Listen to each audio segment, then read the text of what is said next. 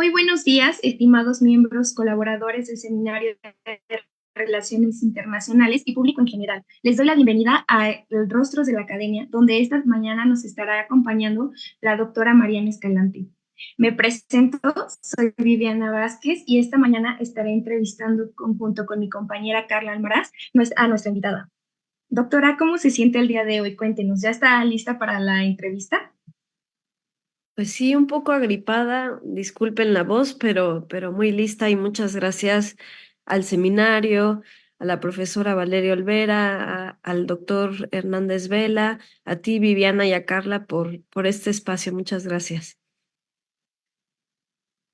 Sí, doctora, está haciendo un poco extraño el clima estos días, pero esperemos que no pase nada malo de salud, que estemos muy sanos y sanas.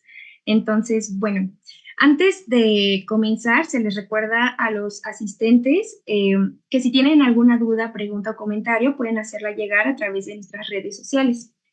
Asimismo, voy a leer una breve semblanza de nuestra invitada del día de hoy. Mariana Escalante es profesora investigadora de tiempo completo en el Centro de Relaciones Internacionales de la Facultad de Ciencias Políticas y Sociales de la UNAM, doctora en Ciencias Políticas y Sociales de la UNAM y maestra en Relaciones Internacionales por la Universidad de Pekín, en el programa chino. Miembro del Sistema Nacional de Investigadores, donde sus líneas de investigación se centran en la política exterior china, nacionalismo, confucianismo, sociedad china contemporánea, perspectivas mutuas entre China y México y la mujer en China. Además, está pronto a publicarse su libro de nacionalismo y confucianismo en China contemporánea, entonces eso nos emociona también mucho por parte de todos los miembros del seminario. Y pues enhorabuena, esperemos que todo salga muy bien y que tenga mucho éxito su libro doctoral. Bueno, pues voy a continuar a las preguntas académicas sobre esta entrevista. Bueno, la primera es, ¿por qué las relaciones internacionales son tan importantes en la actualidad? Gracias, Viviana, por la introducción.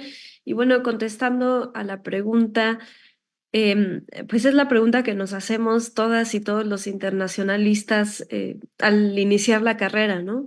Y yo, para resumirlo y como lo entiendo, es que las relaciones internacionales nos dan herramientas para enfrentar los problemas globales y hoy más que nunca son importantes por la complejidad y la globalidad de los problemas y conflictos, ¿no? Entonces nuestra disciplina se vuelve muy necesaria para entender estos conflictos, pero más que entenderlos, para encontrar las maneras de resolverlos y de mantener la paz y la seguridad que siempre hemos buscado, ¿no? Como desde esta disciplina.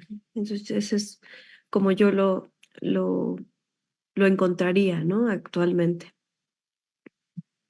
Sí, es algo complicado y sobre todo creo que cuando iniciamos la carrera no tenemos muchas veces muy bien una idea de qué es lo que estamos estudiando, ¿no? Sino conforme vamos avanzando en los semestres. Pero sí, yo considero también que es una pregunta muy compleja y que, bueno, creo que también varía de acuerdo a la perspectiva de cada persona y muchas gracias por compartir la suya, doctora. La segunda pregunta es, ¿consideras que los estereotipos occidentales son un impedimento para el estudio e importancia de los estudios de Asia y el Pacífico? Sí, sí, sin duda, creo que todas y todos los profesores que estudiamos algún país de Asia, de la región de Asia-Pacífico, en nuestra facultad coincidimos en esta carga muy importante de lo occidental, ¿no? Sobre todo, bueno, los estereotipos, pero de lo occidental en general. Cuando hablamos de Asia, pues generalmente, bueno, voy a hablar de Asia, pero me refiero generalmente a Asia-Pacífico o Asia del Este casi siempre, ¿no? Cuando hablamos de esta región, pues justo estamos hablando de estudios regionales. Y los estudios regionales casi siempre han sido asumidos em, o abordados desde Europa, desde Estados Unidos, y es lo que generalmente nos llega. Los estudios de Asia, específicamente Asia del Este, han sido principalmente estudiados en inglés, se caracterizan por no incluir a los propios sujetos, propios actores asiáticos cuando hablan de ellos, ¿no? Entonces los estudios sobre Asia, y yo diría de cualquier región que no es hegemónico, que no es hegemónica, perdón, están, digamos, predominantemente influidos por el poder y la autoridad cultural de Occidente, ¿no? Entonces sí creo que son un gran impedimento porque casi siempre se estudian desde autores que no son propiamente asiáticos, ¿no? Y ahí tenemos un sesgo muy importante en sus estudios. Sí, totalmente de acuerdo. Creo que también la cuestión respecto a que la carrera tiene su origen, pues, inglés, vaya, eso también pone otra barrera hacia dónde podemos encontrar otro tipo de conocimiento no hegemónico, ¿no? Y para poder entender realmente diferentes perspectivas. Y sí, totalmente de acuerdo también con lo que mencionaba de que es complicado para cualquier región que no sea hegemónica poder encontrar, pues ahora sí que quitar estos estereotipos más bien. Eh, bueno, la tercera pregunta es, ¿la creciente diplomacia cultural de Corea del Sur ha provocado un cambio positivo para sus relaciones internacionales?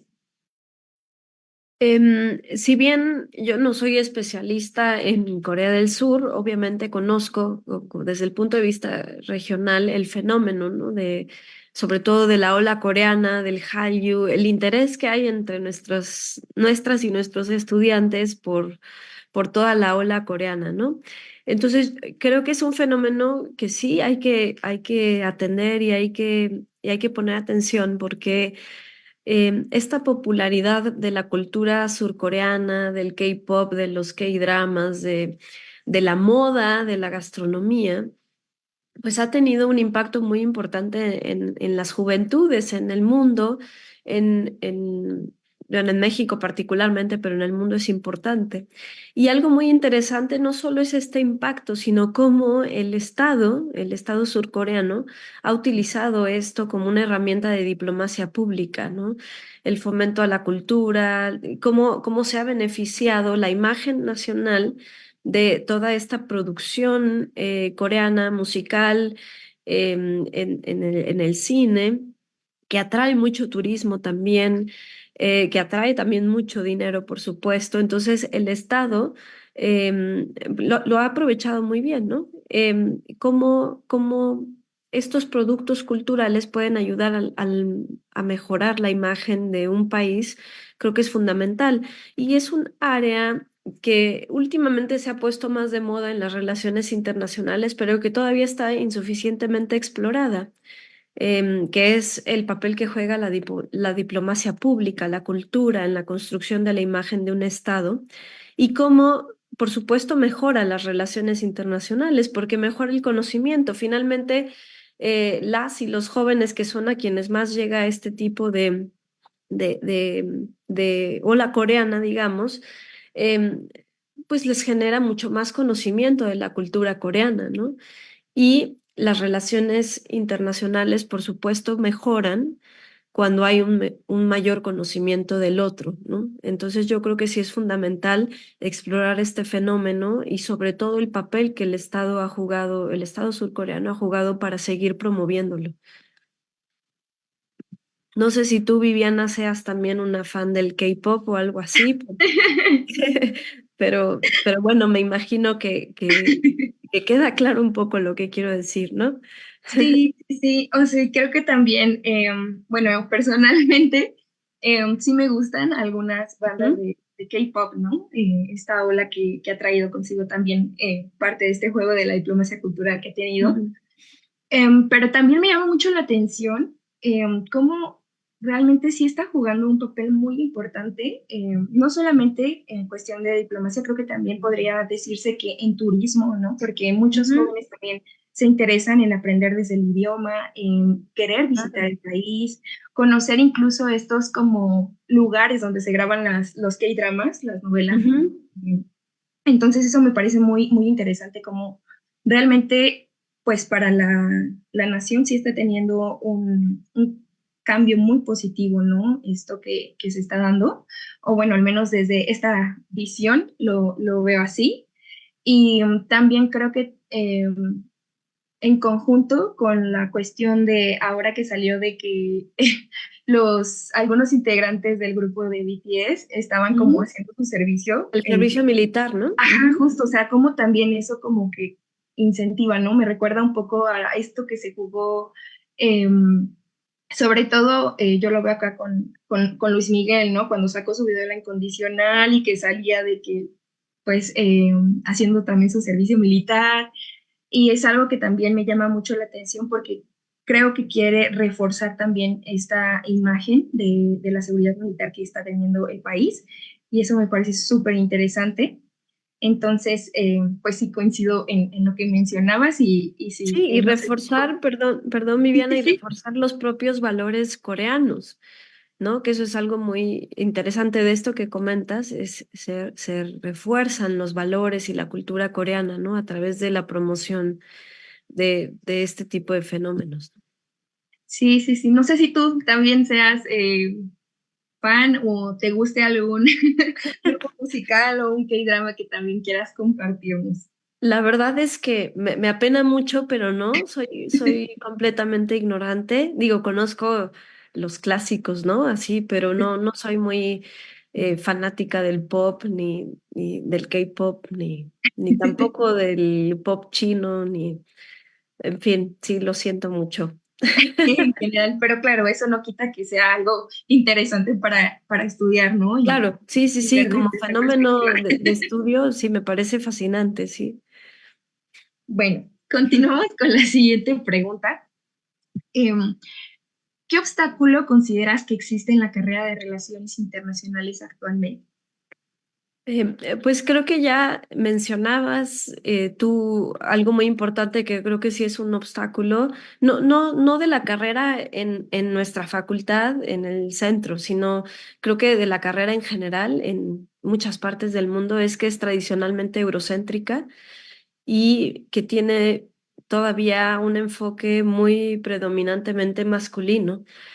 Lo que casi todo lo que estudiamos son autores hombres, ¿no?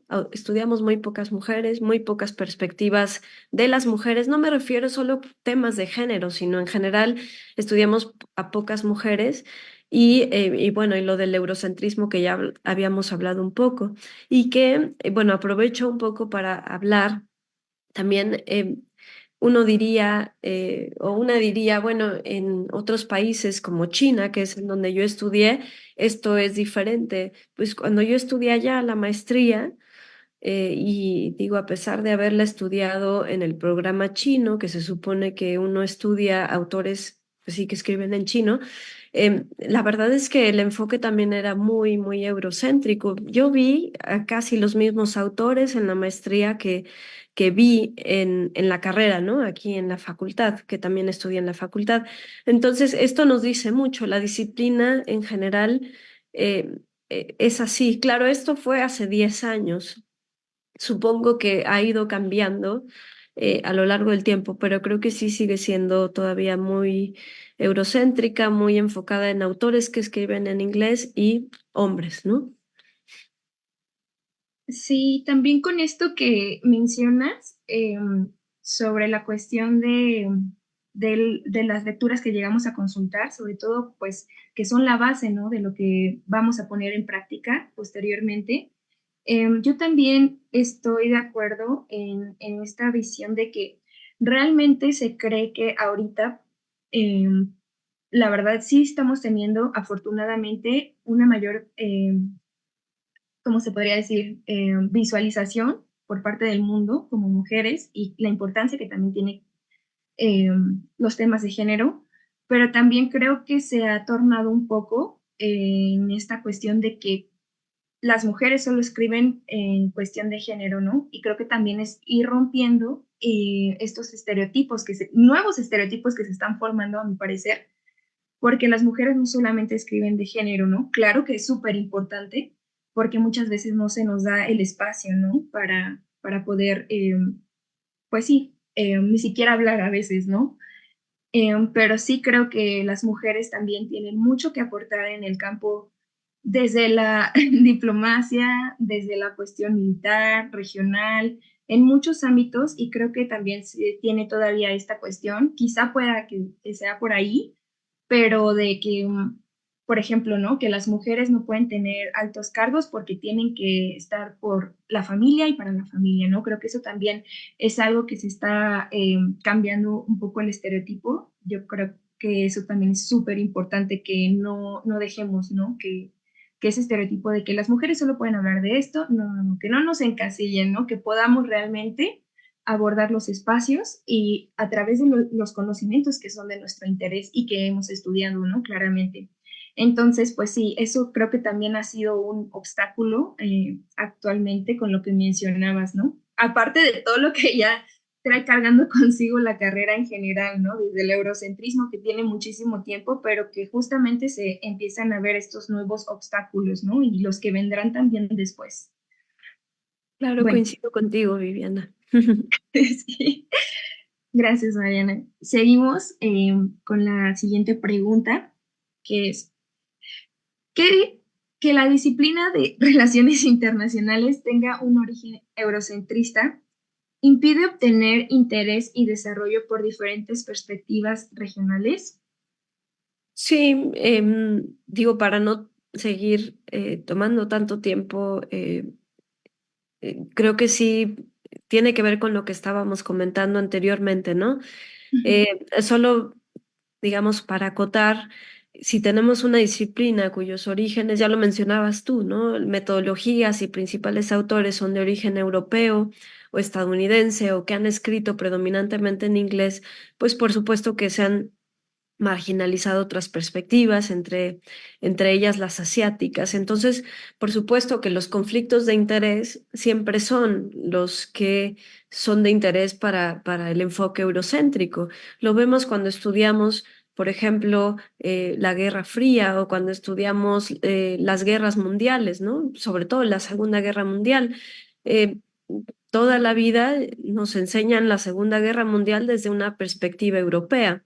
Llegamos a la materia de Asia-Pacífico y las y los estudiantes se dan cuenta de que los efectos fueron también muy importantes, ¿no? De la Segunda Guerra Mundial en Asia, cómo inicia en Asia la Segunda Guerra Mundial incluso, ¿no? Entonces creo que esto nos dice mucho del desconocimiento que hay desde estas otras perspectivas y que justo obedecen al origen de nuestra propia disciplina, ¿no? Sí, totalmente. Y la verdad que es una tristeza que todavía no podamos pues tener esa amplitud, ¿no? Del conocimiento en diferentes perspectivas, pero esperemos que pronto cada vez se animen más personas de diferentes partes del mundo a seguir generando conocimiento y nuevo conocimiento, ¿no? Bueno, continuamos. ¿Cómo consideras que ha evolucionado el enfoque de China hacia América Latina en los últimos años? Bien,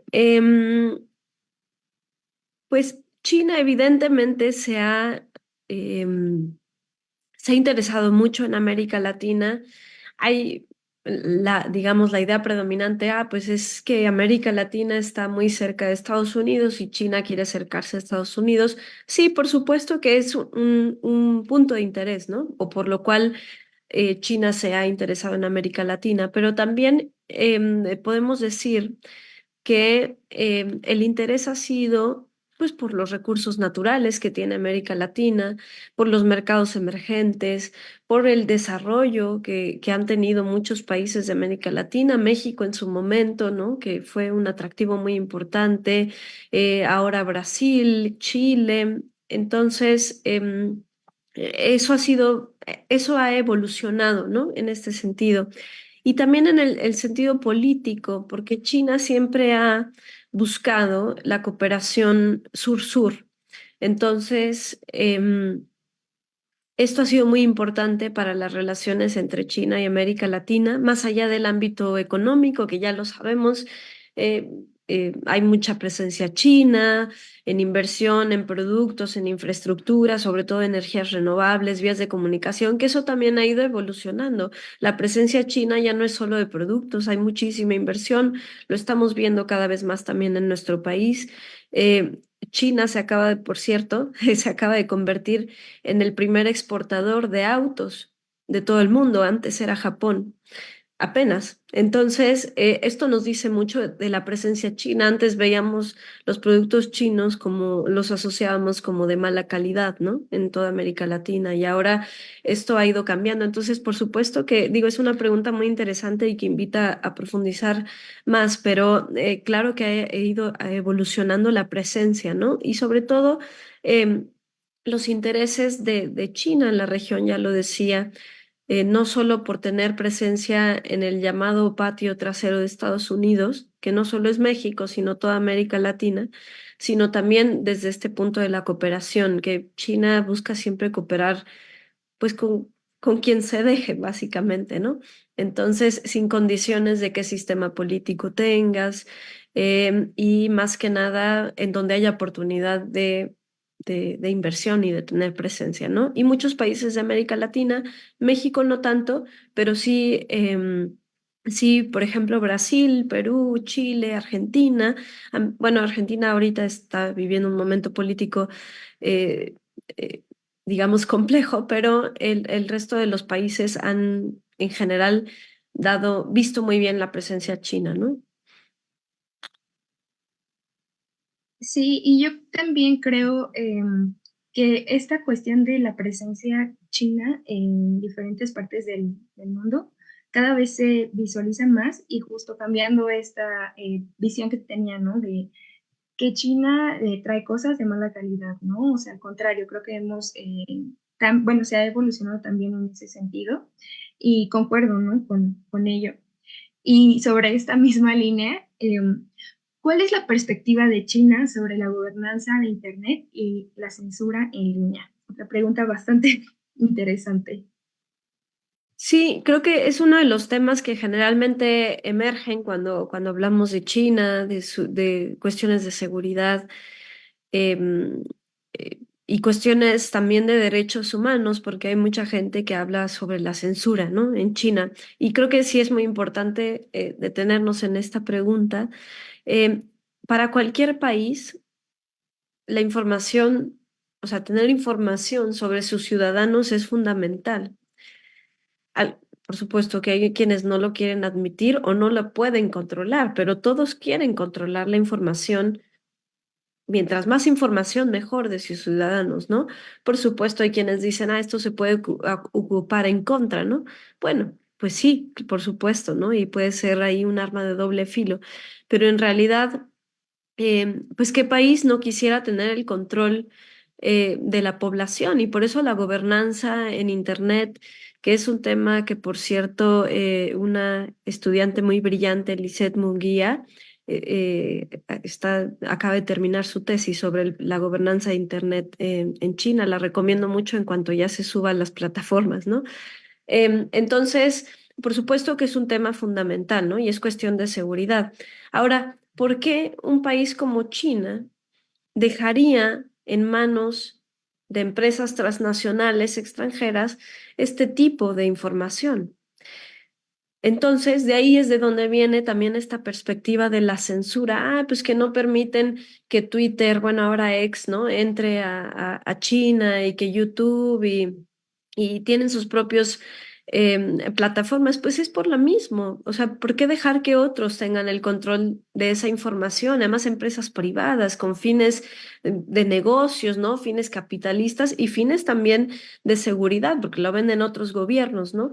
Entonces, digamos que ahí es interesante. Yo no digo que no haya censura, sí, sí, por supuesto hay temas que se controlan, hay temas de los cuales no se puede hablar tan abiertamente en las plataformas, ¿no? Como Weibo, que es como el Twitter chino, en Weixin, en el WeChat, que es bueno, no hay un equivalente, ¿no? De lo que usamos, pero en fin, sí, claro que hay digamos, restricciones a hablar de ciertos temas, pero yo creo que también se sobredimensiona esta idea de la censura, ¿no? Con el fin de atacar un poco en el sentido de los derechos humanos. Entonces, bueno, es un tema del cual podríamos hablar mucho, pero yo sí lo pondría en este sentido desde el punto de vista de la seguridad. Mejor el Estado que controle esta información, que controle Internet, por supuesto, a que lo controlen otros, ¿no? Muchas gracias también por la recomendación del texto de Eliseth. Esperemos que pronto salga y podamos leerlo, porque pues realmente sí creo que es un tema súper interesante y de actualidad, ¿no? Que muchas veces también para las personas que nos están viendo prontas a titularse y no tienen tema, puede ser un buen tema también, ¿no? Y también seguir escarbando respecto a ello. Porque sí, como mencionas, sobre todo creo que también en la cuestión de las redes sociales, ¿no? Que se siente mucho esta censura. Creo que también habría que cuestionarnos qué tipo de censura la estamos considerando cuando, por ejemplo, en Estados Unidos realmente hacen otro tipo de censura muchísimo más fuerte y coercitiva, podría decirse, y creo que también puede que nos dé un poco de sesgo, ¿no? Desde esta visión occidental, pero que realmente, pues, no es que no tengan acceso al Internet o a sus redes sociales, ¿no? Sino más bien es como para una protección quizá de la información que sí ya realmente está sobrepasando, ¿no? El acceso a la información personal muchas veces de muchas personas alrededor del mundo y que justo, ¿no? Luego surgen estas cuestiones de la compra de datos y entre empresas y eso es algo muchísimo más grave, ¿no? Podría considerar. Bueno, ahora vienen otro tipo de preguntas que nos interesaría muchísimo saber a futuro. Y bueno, la primera es, ¿cómo te imaginas el mundo en 15 años? Em, bueno, lamentablemente veo difícil el ser muy optimista.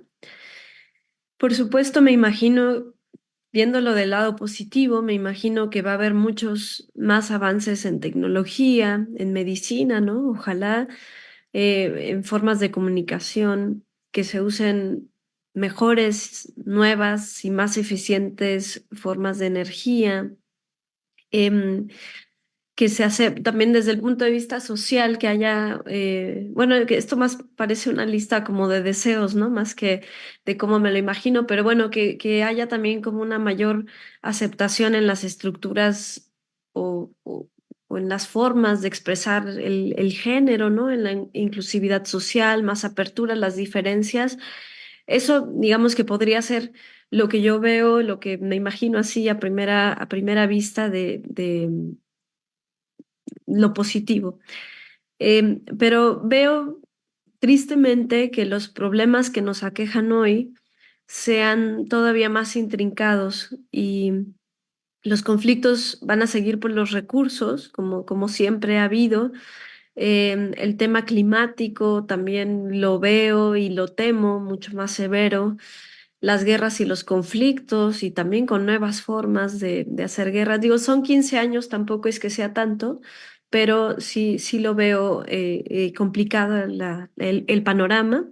Las cuestiones migratorias, por supuesto, tanto este fenómeno que ocurre y que vemos y que vivimos en nuestro país y en todo el mundo, ¿no? En Europa, en África, en Asia Central, en fin. Entonces, lamento mucho no ser tan optimista, pero justo soy optimista también con las nuevas generaciones, ¿no? Que son generaciones muy informadas, conscientes de estos problemas y creo que pues está bueno, en manos de todos, pero sobre todo de las generaciones, bueno, como la tuya, Viviana, así que te echo la bolita de la responsabilidad. Ay, no, no, no es demasiada responsabilidad, pero esperemos que podamos hacer un pequeño cambio entre todos de mi generación y las generaciones que vienen, porque realmente es algo complicado lo que estamos atravesando en estos momentos en el mundo. La siguiente pregunta es, ¿cuáles son tus proyectos académicos a largo plazo? Bueno, creo que desde que elegí a China como objeto de estudio, digamos que sé que va a seguir estando por ahí.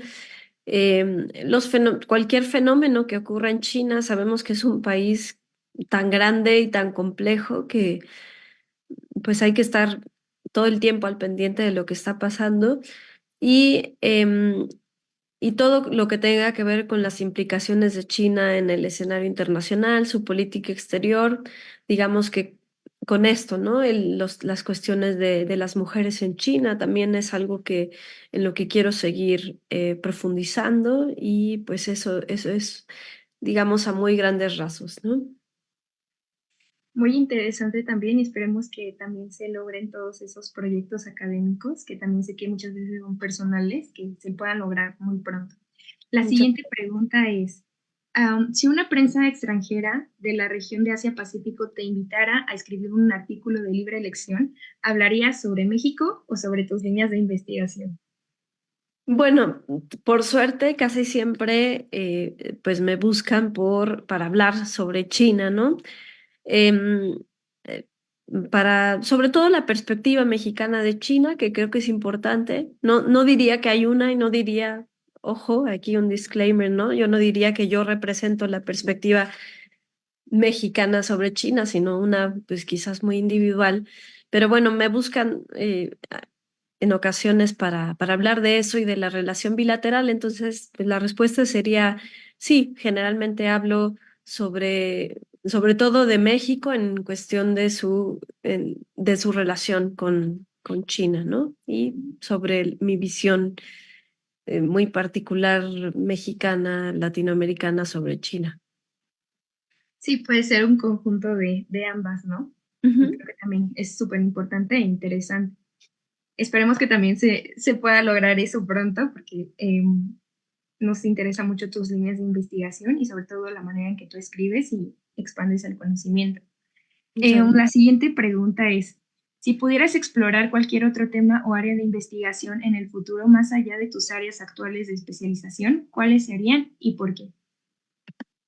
Bueno, igual, bueno, creo que no me saldría de China porque, digo, sí, es algo que no creo que cambie, pero sí me interesaría profundizar, por ejemplo, en cuestiones más de políticas públicas en general y particularmente hacia las infancias en China y México, como hacer una especie de comparativo y mutuo aprendizaje, creo que sería muy interesante.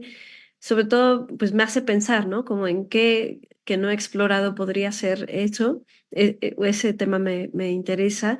Y también cuestiones de tecnología y cambio climático. Es decir, como especialistas en China, en temas de política exterior, de política interna, un poco de sociedad china. Claro que abordamos esos temas, pero me gustaría mucho profundizar porque creo que para, para México sería muy útil conocer este tipo de temáticas. Sí, y qué padre que puedas tener esa visión, perdón, de no quedarte con un tema, ¿no? Sino, claro, seguir investigando. Creo que eso habla mucho sobre no solo la vocación, sino la pasión que se tiene a la investigación. Y muchas veces eso también hace falta. La siguiente pregunta es, ¿has considerado la posibilidad de escribir más libros o publicaciones sobre temas relacionados con la política exterior china y las relaciones internacionales? Sí, siempre, ¿no? Es lo que estoy buscando hacer. Quizá algo que me interesaría y sería escribir sobre la relación triangular China, México, Estados Unidos. Está últimamente muy de moda, hay mucho escrito desde lo comercial, ahora por el fenómeno del nearshoring, pero sobre todo me gustaría enfocarme en el ámbito, pues como más de las implicaciones políticas, de los vínculos diplomáticos y todo esto creo que sería interesante. No sé si lo logre, pero creo que sería muy interesante hacerlo. Esperemos que sí también. Bueno, y la última pregunta de esta sección sería, ¿cuál sería el primer paso importante en tu vida para lograr tu más grande sueño? Te refieres en sentido profesional, ¿no? Puede ser ambas. Ok. Bueno, si es en sentido profesional, la verdad es que yo creo que no puede hablarse de un gran paso, sino pues algo que hago todos los días, que es tratar de aprender siempre, ¿no? De lo que hago, perdón, no de lo que hago, sino de lo que leo, de lo que comento y aprendo de mis colegas, de mis alumnos en las clases. Por eso me encanta dar clases, porque aprendo muchísimo de mis estudiantes. Soy a veces un poco aprovechada porque la verdad es que yo aprendo, a veces siento que aprendo más de ellos que ellos de las clases, ¿no? Y, y poder visitar China con más frecuencia porque es mi objeto de estudio. Sin embargo, obviamente la distancia a veces, bueno, y cuestiones también personales, a veces hacen difícil estar constantemente viajando hacia un país que no nos queda tan cerca, ¿no? Entonces creo que para seguir nutriendo, digamos, mis análisis sobre la realidad contemporánea, pues sí, temas contemporáneos de China, pues es fundamental estar ahí, ¿no? Porque si lo estoy haciendo desde lejos, creo que eh, no es lo más adecuado, ¿no? Necesito volver de vez en cuando. Entonces, bueno, creo que eso podría ser una respuesta. Sí, claro, y también es muy complicado, no solo en la distancia, sino también las cuestiones económicas, porque realmente es un privilegio y una oportunidad cada que se puede viajar y esperemos Total. que también puedas hacerlo más seguido para poder cumplir tus metas. Bueno, Mariana, ha sido todo por mi sección. Le cedo la palabra a mi compañera, colega y amada amiga, Carla Almaraz. Entonces te dejo con ella para que continúe con las siguientes secciones. Muchas gracias, Viviana, y gracias también, Carla, de antemano. Ay, muchísimas gracias, profesora. Al contrario, como ya dijo Vivi, yo soy la querida, amada amiga Carla Almaraz, y compañera. Y pues la verdad, esta es una sección que a mí me encanta, me divierte mucho, porque nos permite ver un lado humano y más divertido de nuestras y nuestros profesores. Y pues también olvidarnos de un momento de los libros y de las clases y conocernos ya en un ambiente más informal. Y para eso me encantaría empezar con esta pregunta, porque yo desde que escuché la semblanza dije, ay, yo quiero saber la experiencia de la doctora Mariana de estudiando en la Universidad de Pekín. Entonces, ¿cómo fue su experiencia? Cuéntenos. Bueno, pues, híjole, pues es lo que, digamos, es de las mejores experiencias académicas de mi vida, ¿no? Fue un choque muy fuerte llegar y, digamos, tratar de eh, sobrevivir en otro idioma que, aunque había estudiado acá, no dominaba. Y bueno, y tratar de superar esa meta que no era muy fácil. Entonces, bueno, creo que, digamos, sé que no es la pregunta exacta, pero a mí es algo que me impactó mucho de mi estancia allá y sobre todo convivir con compañeros chinos, con compañeros extranjeros. Vivir en otro país en general te hace valorar también mucho más tu propio país, valorar y también ver áreas de oportunidad, ¿no? Para sonar diplomáticamente correcta. Entonces, la experiencia ahí fue maravillosa, ¿no? Y en un sentido más personal que académico. Ya le decía a Viviana antes, en realidad los contenidos no fueron tan diferentes. Hay aspectos que sí, fueron muy interesantes, muy chinos, pero la verdad es que el aspecto, sobre todo humano, el aspecto personal fue lo que más me transformó, porque sí, sí me volví una persona diferente y bueno, según yo para bien, ¿no? Pero la verdad es que sí fue una de las mejores experiencias de mi vida.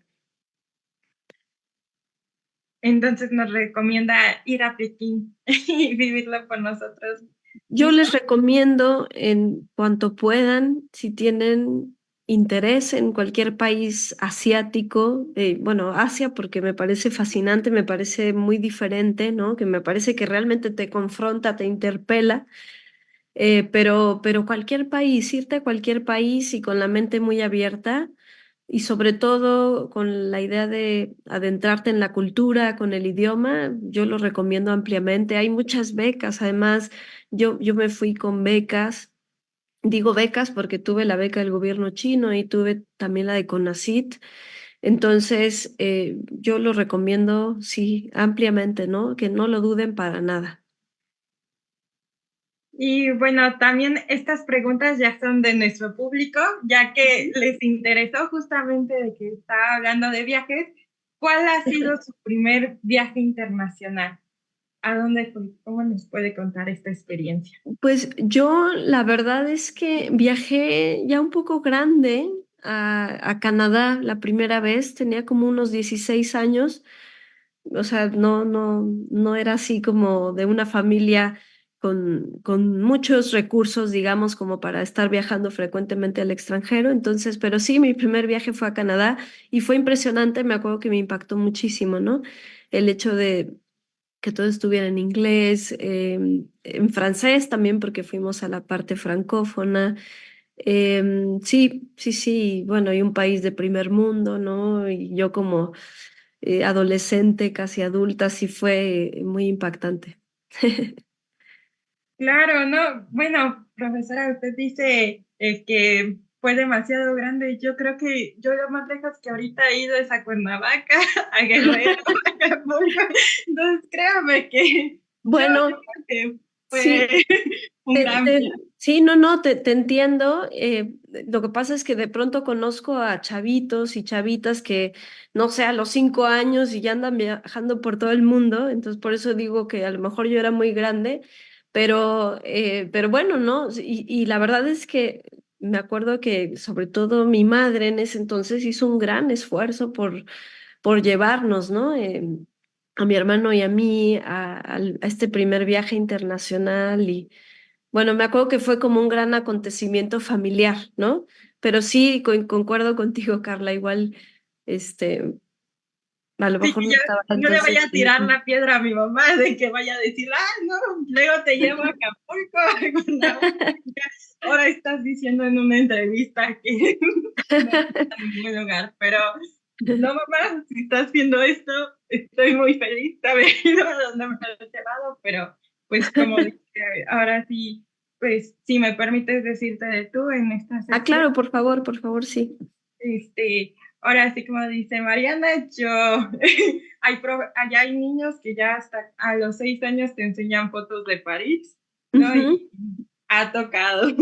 Entonces, justamente también, a veces no sé si le pasa que es muy complicado estar en la investigación y también tener compromisos personales, porque también justamente entrando en la cuestión de la familia, siempre a mí me pasa que me dicen, oye, también anótanos en tu agenda, por favor, ¿no? Entonces, ¿cuál ha sido como, cómo ha equilibrado más bien estas dos secciones, la investigación y la familia?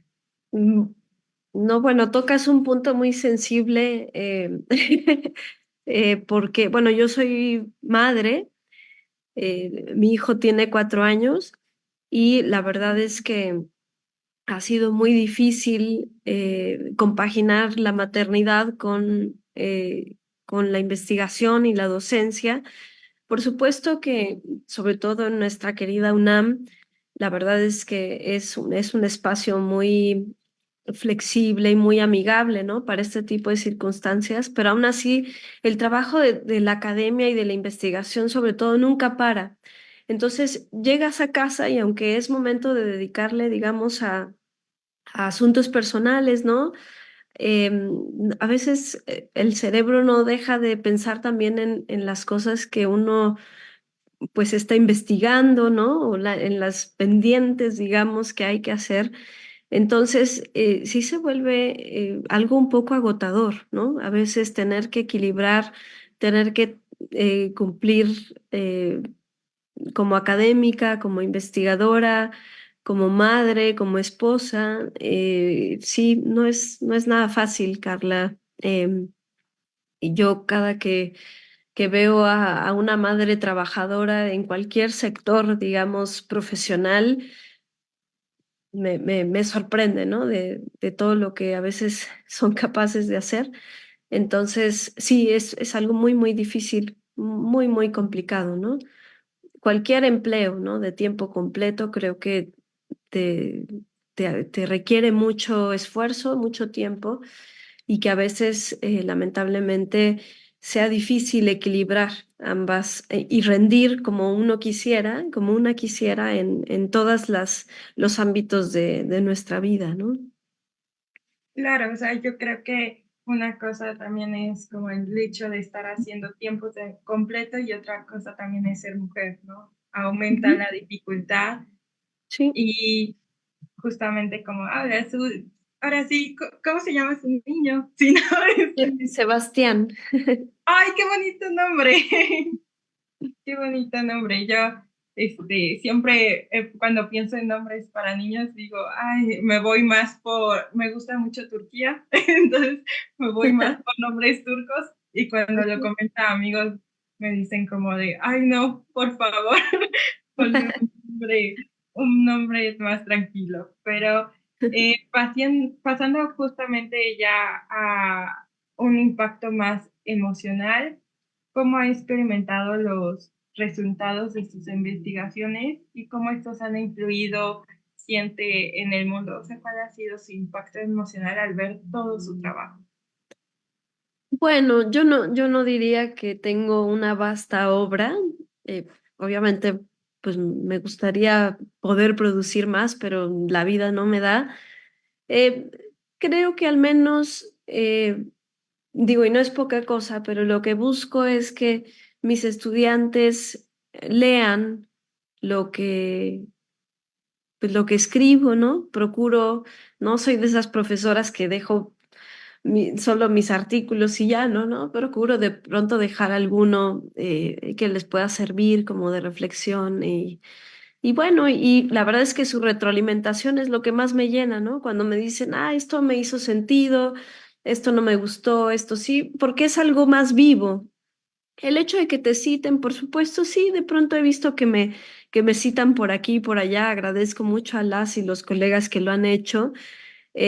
Claro que me da mucho gusto, pero fuera de eso, la verdad es que no pongo mucha atención a qué tanto me están citando o no.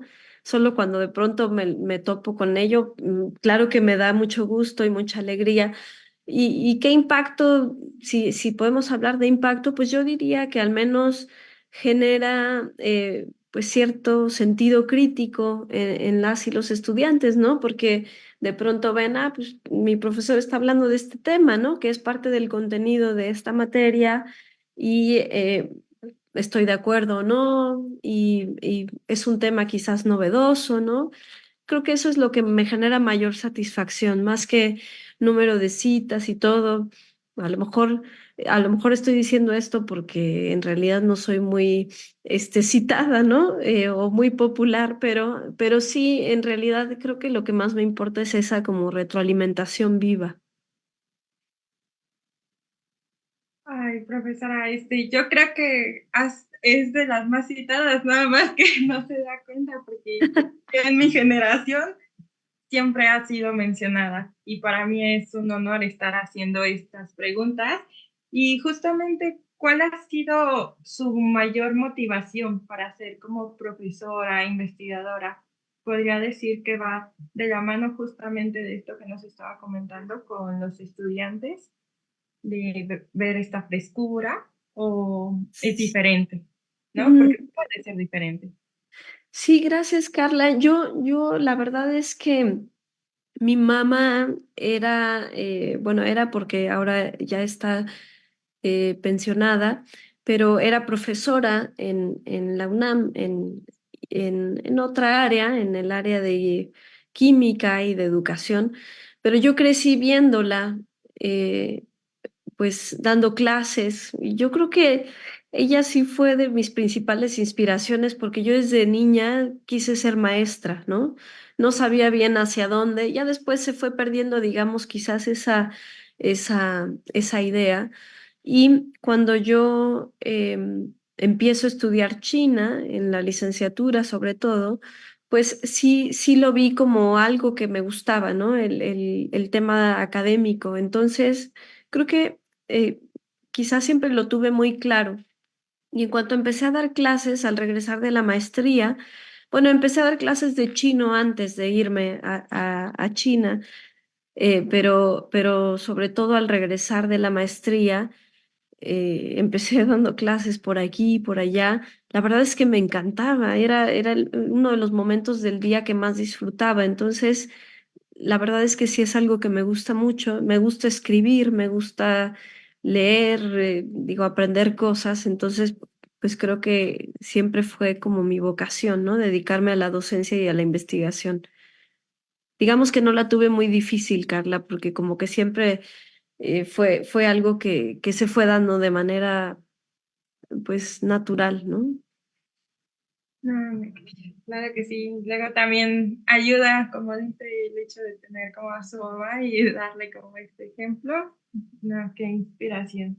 ¿Y cuál, por ejemplo, ha sido justamente lo que te ha llevado a enfocarte a la situación de la mujer en China? Ya hablando más Ujú. en un ámbito más sentimental, sentipensar, ¿no?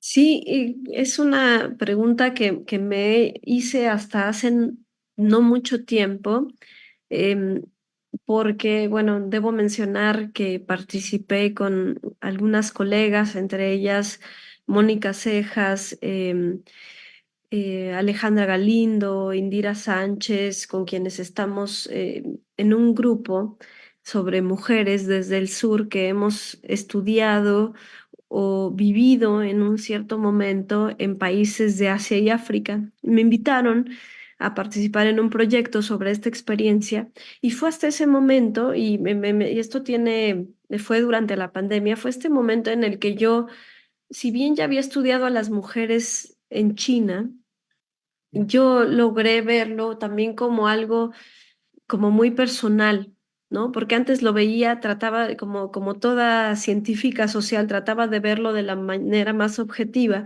pero hablar de mujeres sin situarnos como mujeres es imposible, ¿no? O sea, es imposible ser completamente objetivas y no tiene nada de malo incluir también el aspecto subjetivo y el aspecto, pues, de nuestra propia experiencia.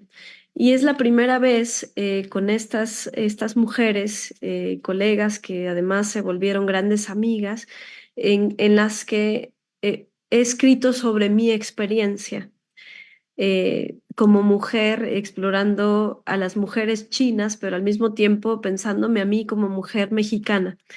Entonces, bueno, creo que no contesté exactamente tu pregunta, Carla, pero la idea es que a partir de este ejercicio, cuando pienso a las mujeres chinas, siempre es inevitable también pensarme a mí como mujer mexicana, ¿no?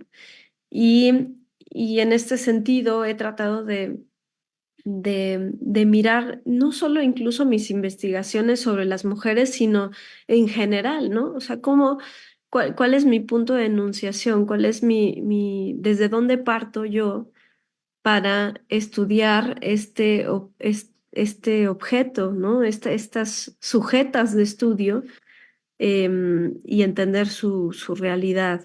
Entonces, bueno, creo que es fundamental vernos como mujeres, ¿no? Y porque es algo que platicaba con Viviana al inicio, también hace falta entender más nuestra propia disciplina desde el punto de vista de las mujeres. Y no solo desde el punto de vista de género, sino desde qué podemos también aportar las mujeres, ¿no? A los estudios de China, por ejemplo. Si se ven los estudios de China, tanto en México como en todo el mundo, la mayor parte de los autores más reconocidos son hombres, por ejemplo, ¿no? Entonces, desde ahí partimos un poco con esto, ¿no? Tratar de visibilizar más las problemáticas que a las mujeres nos interesan. Claro, no, ahora sí, profesora, no contestó, Mariana no contestó mi pregunta, pero la contestó 1000 veces mejor de la que yo hubiera podido preguntar, la verdad. Y es muy importante lo que dice, porque sí, yo creo que debemos ser cada vez más nombradas a la hora también de estar en los estudios de relaciones internacionales y el hecho de justo ser mujer, ser también estudiante y poder decir, enfocarse en no solamente en la parte de género, sino hacer un cambio en la sociedad es muy importante, ¿no? Y ahora viene más mi parte más divertida de la sección. Eh, y es justamente, son preguntas muy rápidas, entonces son ahora sí como respuestas muy cortas, se va a dar cuenta, le voy a preguntar, me va a responder, me va a preguntar y así vamos a ir poco a poco. Ok, Eh, ¿Sabe manejar? sí, Gusto culposo de comida. el pan dulce. Ay, sí. ¿Qué música es su favorita? Eh, rock, electrónica, Si no hubieras estudiado relaciones internacionales, ¿qué hubieses estudiado? literatura, ¿Eres más de salado o dulce? dulce. Si pudieras convertirte en un personaje de película china, ¿a quién te gustaría interpretar y por qué? Pues quizás a Juan Mulan porque es una mujer muy valiente. Si pudieras tener un superpoder relacionado con tu campo de investigación, ¿cuál elegirías? ¿Y cómo lo utilizarías para avanzar en tus estudios? Pues el poder de leer más rápido para poder así también investigar y escribir más rápido. Pues yo creo que yo igual. Si pudieras hacer un intercambio académico en un país ficticio, ¿cuál sería y qué tipo de investigación te gustaría realizar allí? Pues un país que tuviera, pienso en algunas de las ciudades invisibles de Ítalo Calvino, que todas me parecen maravillosas, y no sé, algún estudio antropológico sobre los colores o los olores que hay en esas ciudades. Si pudieras tener una mascota china única y extravagante, ¿cuál sería y qué nombre le pondrías? Pues no sé, quizás un dragón chino y, ay, no sé el nombre, no se me ocurre ahorita. Algo así como Ramón. No, es que pensaba en un nombre chino, pero no sé, como Xiao, X- Xiaolong o algo así, como pequeño dragón, no sé. Mm, sí, sí, sí. Ya me lo imaginé, ya lo visualicé. Si pudiera hacer una colaboración musical con un artista famoso, ¿quién sería y qué tipo de canción harían juntos? Bueno, es que olvidé decir que otra de mi música favorita es también la trova. Entonces, pues no sé, pensé así inmediatamente en Jorge Drexler y pues no sé, alguna canción que tuviera algo de chino y algo de español sería fantástica. Ay, no sé. Yo ya imaginándomelo todo, ya está escuchando también. El el sonidito de la canción, ya. Y con esto ahora sí concluimos nuestra entrevista. La verdad, muchísimas gracias. Ha sido un honor. Y también queremos agradecer no solamente a usted por su tiempo, que es lo principal. Muchísimas gracias, profesora, sino también y por compartir con nosotras como su conocimiento y sus experiencias. Gracias por abrirse con nosotras, la verdad. Y la última pregunta es, ¿qué le pareció la entrevista? No, pues muy divertida, Carla, muchas gracias, se me pasó rapidísimo. Nada más que terminaste hablándome de usted otra vez. Entonces, y ahí falló la confianza, pero no, más bien les agradezco, fuera de broma, les agradezco mucho, yo la disfruté mucho. eh, Muchas gracias, de veras, por el espacio y por hacerla también más humana. Ay, ese es ahora sí como el propósito de esta sección, conocerlos un poquito más afuera del aula. Y pues también queremos aparte hacer un reconocimiento y agradecimiento al equipo técnico que hay detrás de todo esto, porque sin ellos no sería posible. Y al Alma Iglesias González, a Carmen Cecilia Guzmán, a Diana Patricia García y a Tina Hernández Morales. Y bueno, también a todo el departamento de apoyo del Seminario de Relaciones Internacionales, que siempre nos apoya un poquito con la producción a pasarnos las preguntas y todo. Y pues el placer de verdad que ha sido totalmente nuestro. Hemos aprendido demasiado de usted y no solamente me permito decir como de profesora en el ámbito de investigación, sino también como ser humano. Y ahora sí le deseamos como mucho éxito en toda su carrera. Aparte también vamos casi iniciando año, entonces en todo lo que resta del año. Y pues ahora sí, para nuestro público, también agradecerles el hecho de que estar presente, de estarnos mandando sus preguntas. Y no olviden seguirnos en todas nuestras redes sociales y no se perderán también el siguiente episodio porque les va a encantar. Es el próximo 15 de febrero. Ya estaremos anunciando quién es sorpresa. Es una sorpresa quién está. Y por supuesto, esto no sería posible sin el doctor Edmundo Hernández Vela Salgado, el director de nuestro seminario.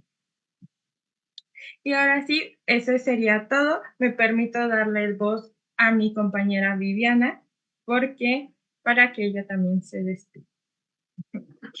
Muchas gracias, Carla, también por darme la oportunidad de despedirme. Muchas gracias, Mariana. Realmente ha sido un gusto y comparto con Carla la cuestión de que sí, creo que es un espacio donde podemos conocer a los profesores fuera de esta parte académica y más como personas, porque muchas veces pareciera o sentimos como esta cuestión de que son los profesores, tienen como estos caracteres, ¿no? O sea, esta eh, personalidad, pero realmente descubrimos a partir de estos espacios que son unas personas diferentes, con visiones diferentes y eso también es muy bueno poder conocerlo. Y bueno, la frase del día que quisiera dejarnos, si la quiere decir en chino para aquellos que les gusta. Muy bien, pues pienso así, lo primero, hay una frase que se llama, bueno, que dice Ru Xiang Sui Su, que es a donde vayas, sigue sus costumbres y creo que, bueno, a quienes como internacionalistas es muy importante, ¿no? Eh, Adaptarnos a las costumbres de los países a donde vamos para estar mejor allá y para comprender mejor su realidad y su cotidianeidad. Ay, muchas gracias por compartirnos la frase. Es muy, muy interesante, sobre todo por lo que hablamos, ¿no? En esta entrevista. Y bueno, una frase por parte del equipo del seminario es: el que pretende el dominio del mundo y mejorar este se encamina al fracaso, de Lao Tzu, que creímos que era muy acorde con esta entrevista. Y pues nada, muchísimas gracias igualmente al equipo. Y con esto cerramos la sección y no se pierdan las siguientes actividades que tenemos para ustedes. Hasta luego. Gracias.